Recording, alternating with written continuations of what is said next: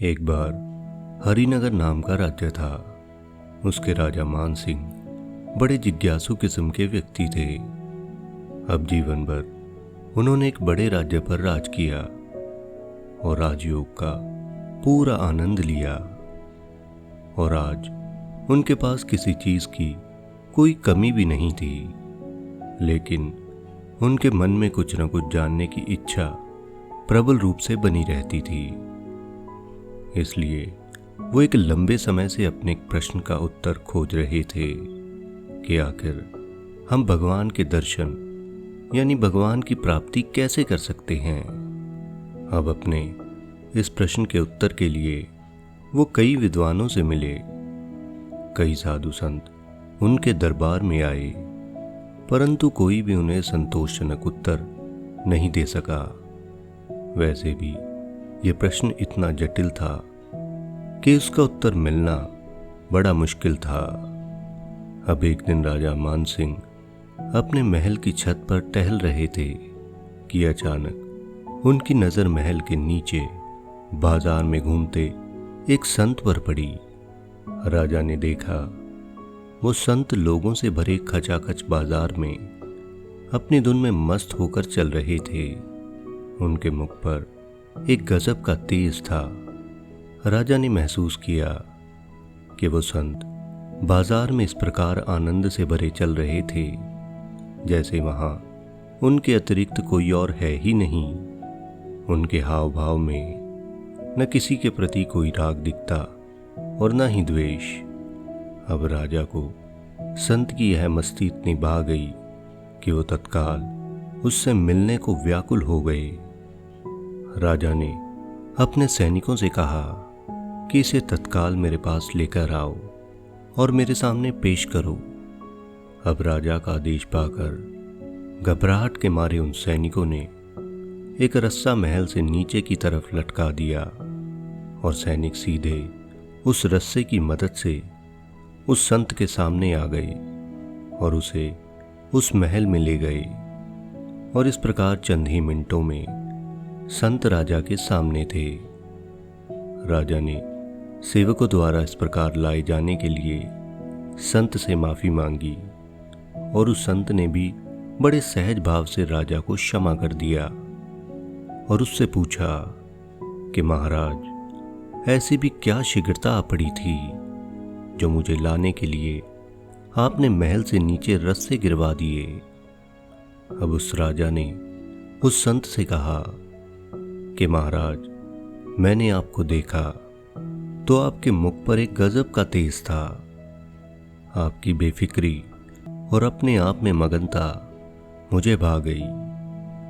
अब मैं आपसे एक प्रश्न का उत्तर पाना चाहता हूं और इसी वजह से मैं आपसे मिलने के लिए ऐसे बेचैन हो उठा कि आपको ये कष्ट हुआ और आपको आपके मार्ग से सैनिक ऐसे ही उठा लाए।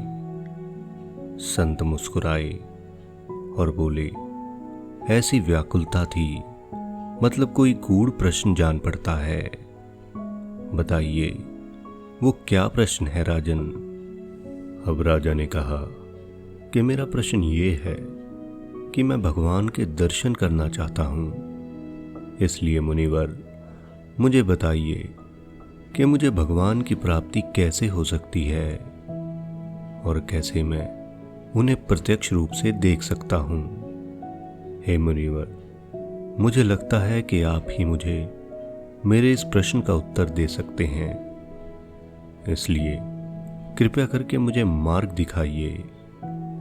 अब राजा के इस प्रश्न पर संत मुस्कुराए और उन्हें समझाते हुए कहा, राजन, इस प्रश्न का उत्तर तो तुम भी भली भांति जानते ही हो, बस तुम उसे समझ नहीं पा रहे और इसे समझने के लिए तुम्हें अपनी दृष्टि बड़ी करके सोचना होगा।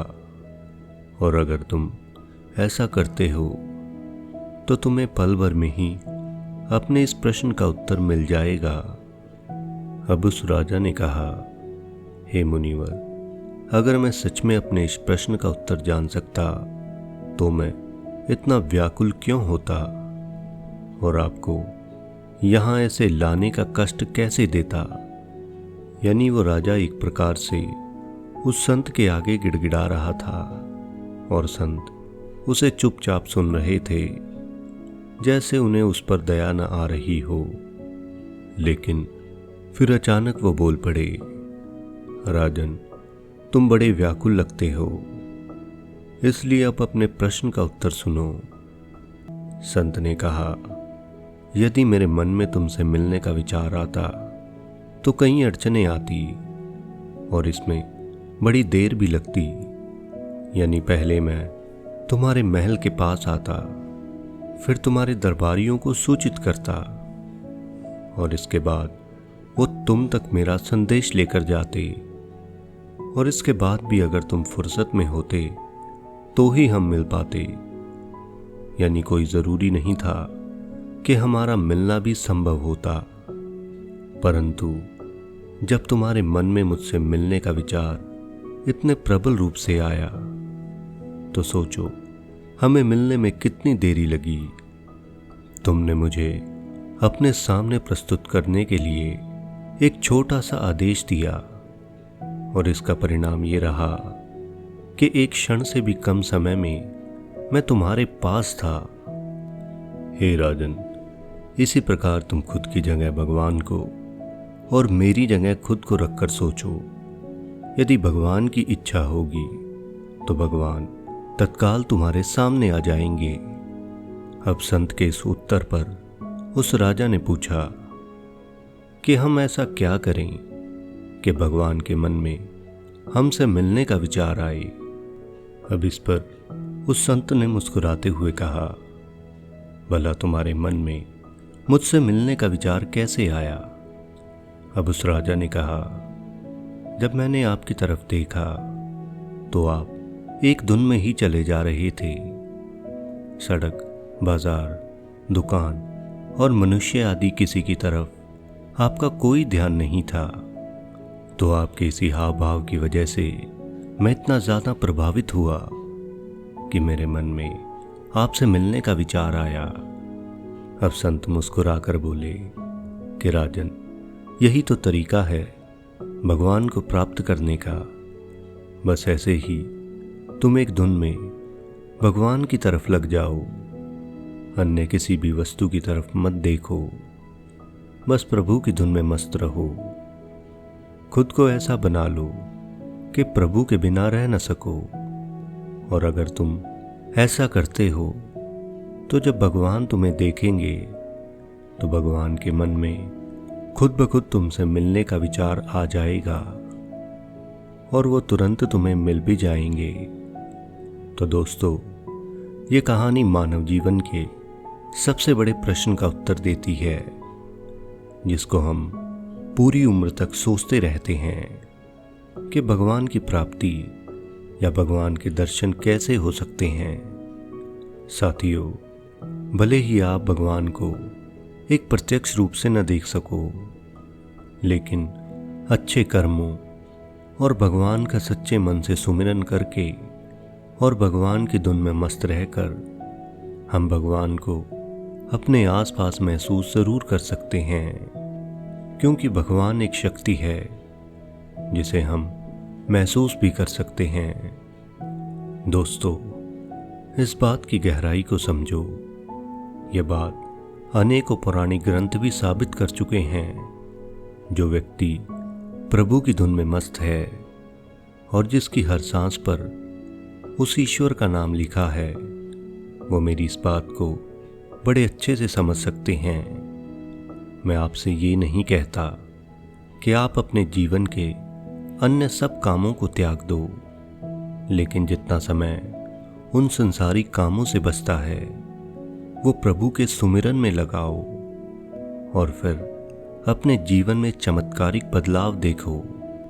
और दोस्तों, यही चमत्कारिक बदलाव जो आपने कभी सोचे भी नहीं होंगे, आपको भगवान के आपके साथ होने का अनुभव करवाएंगे और आपको भगवान के सच्चे दर्शन करवाएंगे।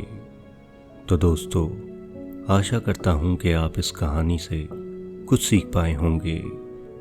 अगर आपको हमारा ये वीडियो अच्छा लगा हो तो इस वीडियो को लाइक और अपने दोस्तों के साथ शेयर ज़रूर करें। और दोस्तों, ये हमारा एक नया चैनल है और इसके माध्यम से हम ये अच्छे विचार और जीवन जीने का एक नया नज़रिया इस समाज तक लेकर जाना चाहते हैं। इसलिए हमें सपोर्ट स्वरूप हमारे इस चैनल को सब्सक्राइब ज़रूर करें। तो मस्त रहें और स्वस्थ रहें और देखते रहें माई स्टोरी स्टेशन की नई नई वीडियोस। धन्यवाद।